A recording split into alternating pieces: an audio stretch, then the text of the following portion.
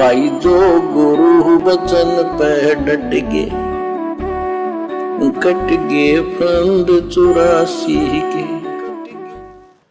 फिर आप परमात्मा से विनय करेंगे कि हे प्रभु, एक मानव जीवन और बख्श दो, मैं सच्चे मन से सत भक्ति करूंगा, जीवन की सच्ची राह की खोज करने सत्संग में जाया करूंगा, आजीवन भक्ति करूंगा, अपना कल्याण करवाऊंगा। लेकिन उस समय फिर आपकी पुकार नहीं सुनी जाएगी।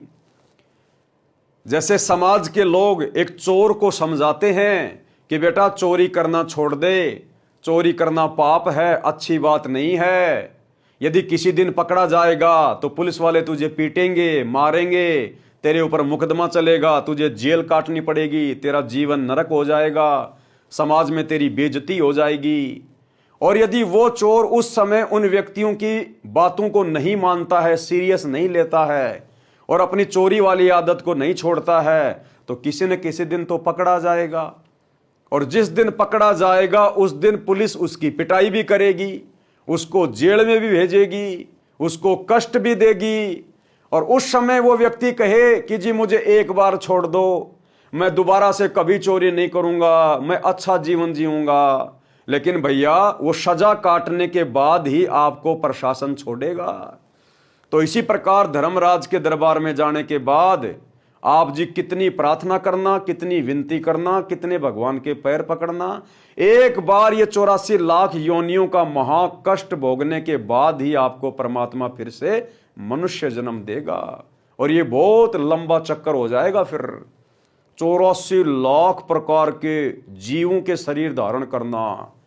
एक गधे का जीवन देख लो आप, 15-20 साल का होता है गधे का जीवन। गधा कितना कष्ट उठाता है, सर्दी में, गर्मी में, बरसात में। कुम्हार उसे घर पर घास भी नहीं डालता और पूरा दिन उससे कमर तोड़ काम लेता है, लठ मारता है, उसकी कमर की हड्डी बाकी हो जाती है। ईंटे ऊपर लेके जाएगा पजावे पे, ऊपर से नीचे लेके आएगा, मिट्टी ढोएगा, उसकी पीठ के ऊपर जख्म हो जाता है, कौवे उसकी पीठ के मांस को खाते हैं, बोरे की रगड़ से उसे असहनीय पीड़ा होती है, पैर टूट जाए तो कोई इलाज नहीं, भुगत भुगत के मरता है। तो भाई और बहनों, इस प्रकार से 84 लाख प्रकार के शरीर धारण करके फिर ये जीवात्मा असहनीय कष्ट भोगेगी, असहनीय कष्ट। फिर इसे मनुष्य जन्म देगा परमात्मा। और उस मनुष्य जन्म का भी एकमात्र यही प्रयोजन होगा कि भाई भक्ति कर, सच्चे गुरु की शरण प्राप्त कर, सच्चे गुरु की खोज कर। और उस समय क्या पता आपको सच्चा गुरु मिले ना मिले। जैसे आप अपने अन्य मनुष्य जन्म अनगणित और बिना सच्चे गुरु की शरण के व्यर्थ करके चले गए, क्या पता आपका आने वाला अगला जन्म भी बिना सतगुरु की भक्ति के ऐसे ही व्यर्थ हो जाए। क्योंकि यह जरूरी नहीं है कि जब जब हमें मनुष्य जन्म मिलेगा तो सतगुरु हमारे लिए धरती पर तैयार बैठा रहेगा। ये तो बड़े सौभाग्य से, परम सौभाग्य से मिलता है। लाखों करोड़ों जन्मों के बाद कभी कभार हमारा सच्चे गुरु की सत भक्ति करने का दाव लगता है। ये तो बिल्ली के भाग का छिक्का टूटता है इंसान का। तो भाई और बहनों, आज है वो मौका आपके पास में। आज आप धरती पर मनुष्य जन्म प्राप्त हैं, स्त्री या पुरुष का, और परमात्मा भी इसी समय धरती पे प्रकट है। ये अजब गजब संयोग है, अजब गजब। राम नाम की लूट है, लूट सको तो लूट, भाई पीछे फिर पछताओगे जब ये शरीर जाएगा छूट। भाई और बहनों, विलंब सतगुरु जी के सत्संग सुनना शुरू कर दो। यूट्यूब पर तुरंत सर्च करो सतगुरु रामपाल जी भगवान, और सबसे पहले सृष्टि रचना को सुनो।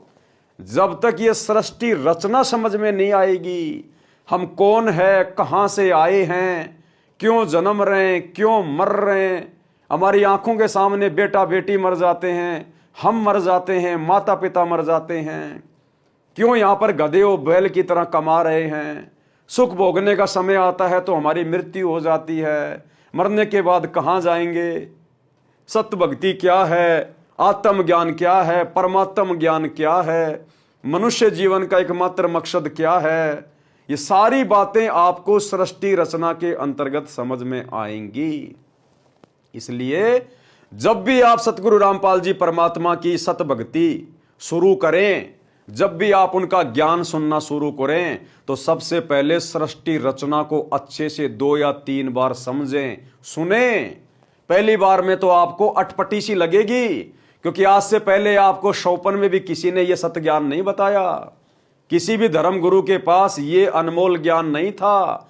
इस अनमोल ज्ञान को देने के लिए सतगुरु स्वयं सतलोक से चल के आते हैं।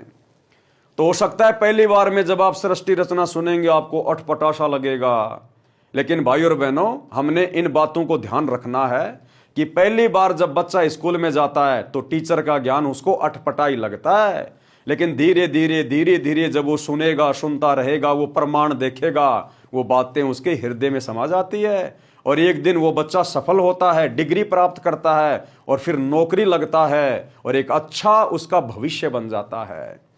तो सबसे पहले आप सृष्टि रचना से शुरू करें।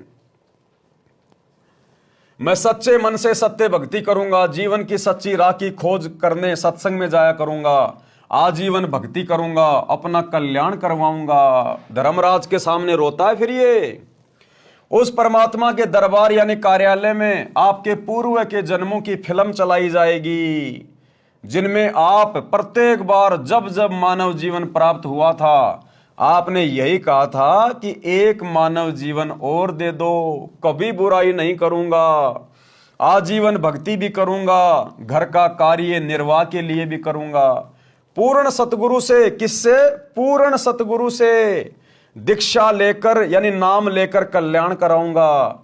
जो गलती अब के मानव जीवन में हुई है कभी नहीं दोहराऊंगा या दोहराऊंगी।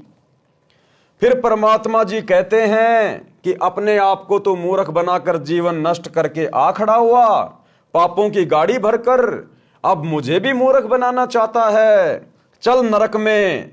फिर 84 लाख प्रकार के प्राणियों के शरीर में चक्कर लगा, गधा कुत्ता सूअर बन। और फिर जब कभी मानव जन्म स्त्री या पुरुष का शरीर मिले, सावधान होकर संतों का सत्संग सुनना। किसका? संतों का। जो असली संत है उसका, इन नकलियों का नहीं, पाखंडियों का नहीं।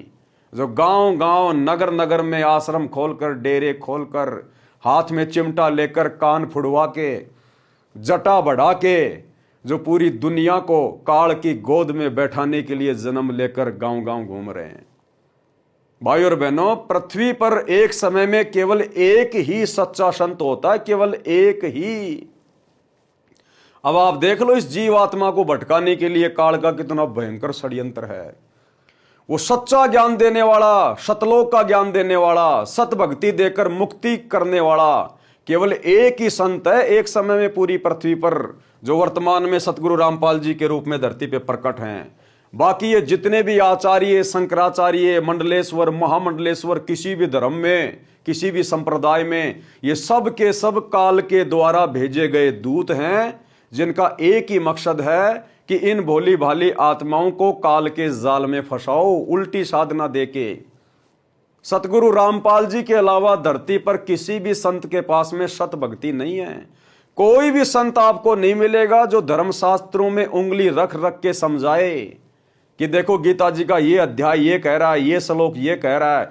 विद प्रमाणित कोई भी संत आपको सतगुरु रामपाल जी के अलावा नहीं मिलेगा। जो गुरु बचन पे डट के, कट गे फंद 84 के, कट गे फंद 84 के, कट गे फंद 84 के।